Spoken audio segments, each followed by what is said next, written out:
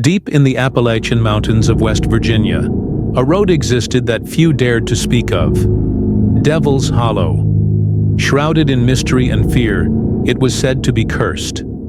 Over the decades, the road had claimed countless victims.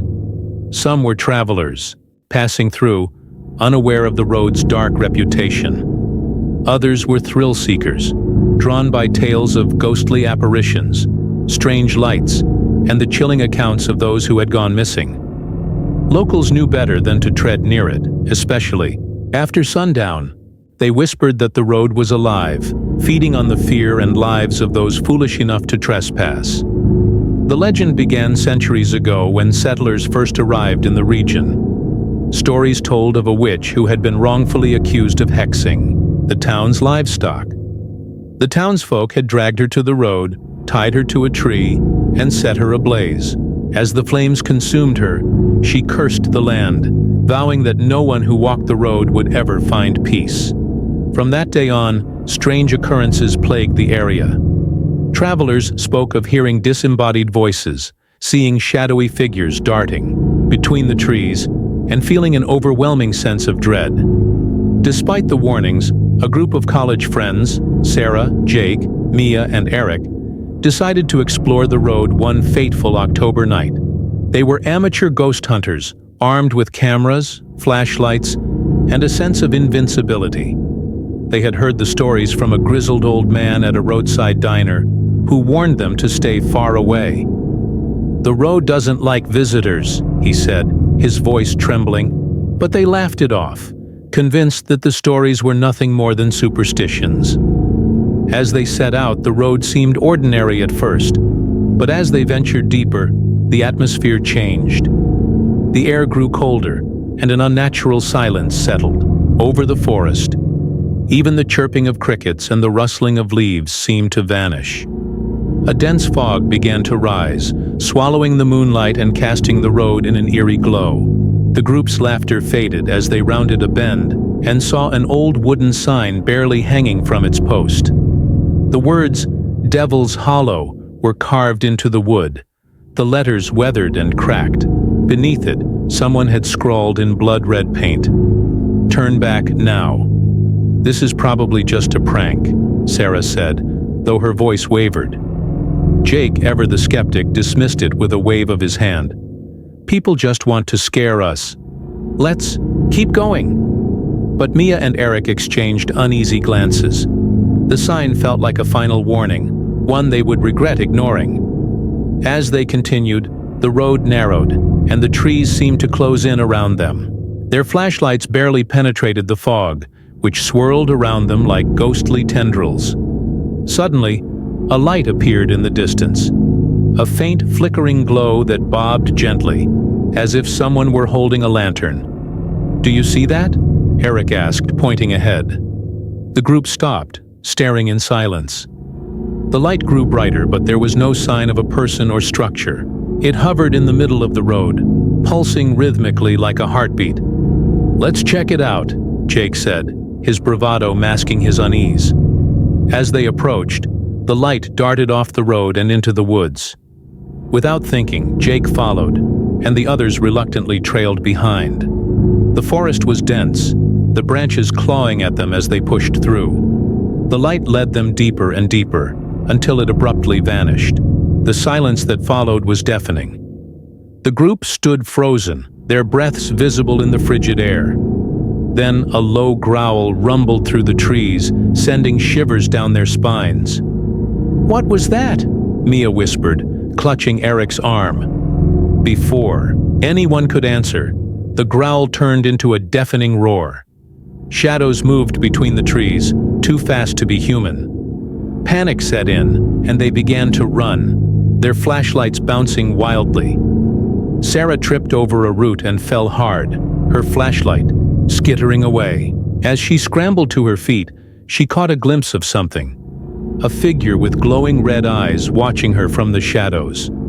Jake grabbed her arm and pulled her up. "We need to go, now!" he shouted. They burst back onto the road, panting and terrified. But when they reached the spot where they had parked the SUV, it was gone. The road was empty and the fog had thickened, swallowing everything around them. "This isn't possible," Eric said, his voice trembling. "We parked. Right here." A chilling laugh echoed through the fog, low and guttural, as if the forest itself was mocking them. The group huddled together, their flashlights flickering. "We need to get out of here," Mia said, her eyes wide with fear. They began walking down the road, hoping to find their way back. But no matter how far they walked, the scenery never changed. The same gnarled trees, the same oppressive darkness, the same suffocating fog. It was as if the road was looping endlessly. After what felt like hours, they saw a house in the distance. It was old and decrepit, its windows dark and lifeless. "Maybe someone's there," Jake said, though he didn't sound convinced. They approached cautiously, the wooden steps creaking under their weight. The door was slightly ajar, and a foul smell wafted out. Inside, the house was in ruins, broken furniture, peeling wallpaper, and a thick layer of dust covering everything. On the wall, they noticed a series of photographs, each one more disturbing than the last. The first showed a family standing in front of the house, smiling. The next photo showed the same family, but their expressions were blank, their eyes hollow. In the final photo, the family was gone, replaced by shadowy figures with glowing red eyes. "What is this place?" Sarah whispered, before anyone could answer. The door slammed shut, and the house was plunged into darkness. The group's flashlights flickered weakly in the oppressive darkness, their beams swallowed by the shadows that seemed to crawl along the walls. The air inside the house grew heavy, filled with a palpable sense of dread. Then came the whispers.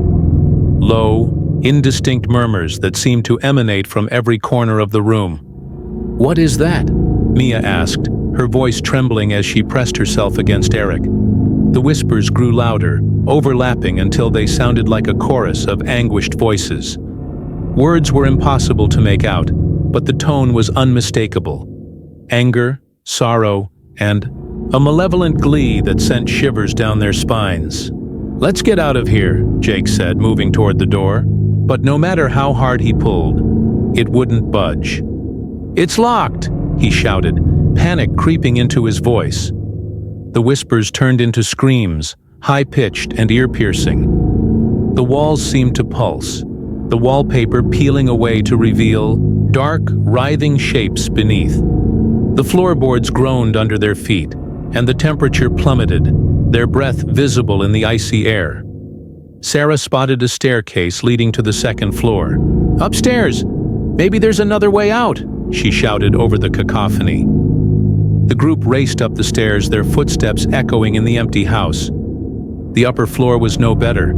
The hallway stretched impossibly long, with doors on either side that seemed to multiply as they walked. Each door was slightly ajar, revealing glimpses of grotesque scenes. A woman cradling a bloodied bundle, a man staring blankly at a noose, a child's doll with eyes that followed their every move. "This place isn't real," Eric muttered, clutching his head. "It can't be real." But the house felt alive, breathing and watching them. They reached the end of the hallway where a single door stood closed. Jake hesitated, his hand hovering over the doorknob. "We don't have a choice," he said, pushing it open. The room beyond was unlike anything they had seen. It was circular, with walls covered entirely in mirrors. A single lantern hung from the ceiling, casting a dim, flickering light that made their reflections seem to move independently. "This is wrong," Sarah whispered, her eyes darting between the mirrors. Their reflections were distorted, their faces elongated and twisted into grotesque shapes. But what was worse was the presence of additional figures, shadowy forms standing behind them, their red eyes glowing faintly. "Don't look at them," Mia said, her voice shaking. But it was impossible to look away. The figures in the mirrors began to move, stepping closer and closer to their reflections. Jake swung his flashlight at the nearest mirror, shattering it. The shards scattered across the floor, but the figure remained, now standing directly behind him. He spun around, but there was nothing there. "We need to leave," Sarah screamed, grabbing Jake's arm. The lantern above them flickered and went out, plunging the room into darkness. In the pitch black, the group could hear the sound of footsteps, slow, deliberate, and getting closer. "Stay together," Eric whispered, his voice barely audible. But as they tried to move, an unseen force seemed to pull them apart, dragging them toward the mirrors. Sarah felt herself being yanked backward, her screams swallowed by the darkness. When she opened her eyes, she was alone in a room that was eerily quiet. The walls were no longer mirrored but covered in a strange, pulsating material that felt alive. "Jake? Mia? Eric?" she called out, her voice echoing. There was no response, only the faint sound of something wet and slithering in the distance. Jake found himself in what appeared to be a forest, though the trees were blackened and twisted, their branches reaching out like skeletal hands. The ground was covered in ash, and the air was thick with the smell of burning wood. He tried to retrace his steps, but found that every path led him back to the same clearing. Mia was trapped in a room filled with dolls, each one staring at her with lifeless eyes. She tried to move, but the dolls seemed to shift positions whenever she looked away, their tiny hands reaching out to grab her. Eric stood in a field of tall grass under a blood-red sky. In the distance, he could see a figure waving at him. Desperate for help, he ran toward it, only to realize that the figure was himself, grinning maniacally. After what felt like hours, the group was suddenly thrust back into the mirrored room. They were disoriented, their clothes torn and their faces pale. The lantern flickered back to life, revealing the shattered mirrors and the shadowy figures that now surrounded them. "We're not getting out of here," Jake said, his voice hollow. "We have to try," Sarah replied, determination in her eyes. She grabbed a piece of broken glass and slashed at one of the figures. It let out an inhuman screech and dissolved into smoke. Encouraged, the others followed suit, fighting off the shadows with whatever they could find. The room began to shake, the walls cracking and splintering as the figures dissipated one by one. But just as they thought they were winning, the floor gave way, and they fell into darkness once more. When they awoke, they were back on the road. The fog had lifted, and the first rays of dawn were breaking through the trees. But something was wrong. The road was no longer paved. It was a twisted, gnarled path, lined with the faces of those who had disappeared before them. "We need to leave," Sarah said, her voice trembling. But as they began to walk, the road shifted beneath their feet, dragging them back toward the forest. The trees seemed to come alive, their branches reaching out to ensnare them. Jake turned to run, but a shadowy figure stepped into his path. It was the old man from the diner, his face pale and expressionless. "I warned you," he said, his voice hollow. The group's screams echoed through the forest as the road consumed them one by one. When the sun rose fully, Devil's Hollow was empty once more, the fog dissipating to reveal nothing but an ordinary stretch of asphalt. The only sign of the group was their abandoned SUV, its doors wide open and its headlights still glowing. To this day, no one knows what happened to Sarah, Jake, Mia, and Eric. Some say their spirits are trapped in Devil's Hollow, forever wandering the cursed road. Others believe the road itself is alive, feeding on the fear and lives of those who dare to tread its path. But one thing is certain: no one who ventures onto Devil's Hollow ever comes back the same, if they come back at all.